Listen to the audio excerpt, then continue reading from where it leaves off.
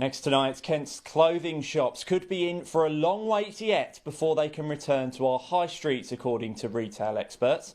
Clothing sales have plummeted by a record amount last month, according to the Office for National Statistics.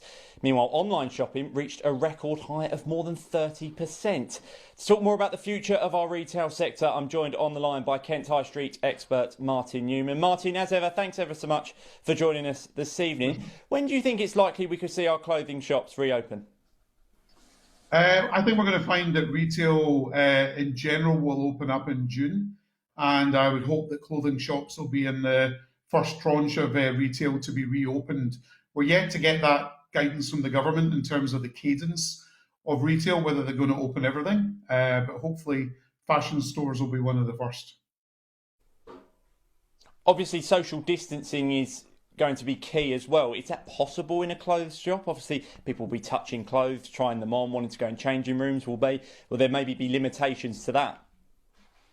It's certainly not easy. So I've actually just done a consumer survey of 1,900 consumers, and 30% said they wouldn't be prepared to go into a changing room anytime soon. That will change over time as we regain our confidence. So, fashion retailers are going to have to think about how they continue to engage with consumers in that context. And of course, there will be a concern that if you're going into a fashion store and you've tried something on, has somebody else just tried that on 5 minutes before?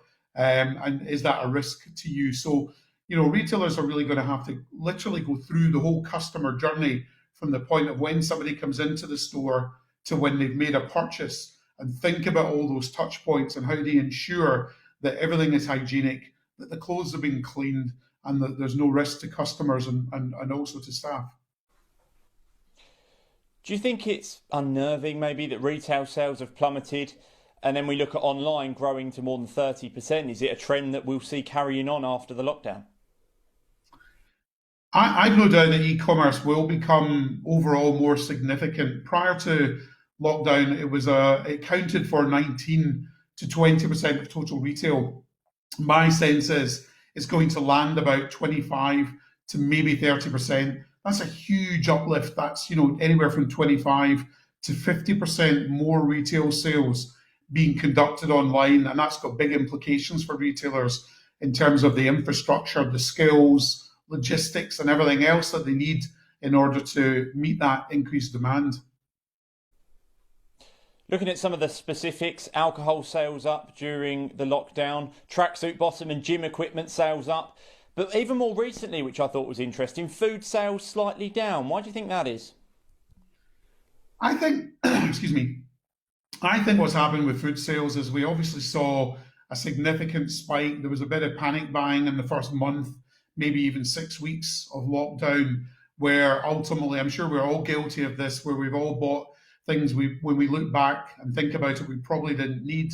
We've probably thrown food out that we didn't need, which is a crying shame given there's homeless people who can't put a meal together, So I think that's part of the reason, and I think that's one of the reasons why you've seen a bit of a dip in food sales recently. We're also tending to shop less frequently for food because the idea of going to the grocers now more than once a week isn't that palatable. You don't want to take the risk of being amongst lots of other consumers. So we're either trying to buy it online if we can get a delivery slot, or we're going to the local supermarket once a week rather than making the smaller multiple shops that we were maybe doing prior to the pandemic.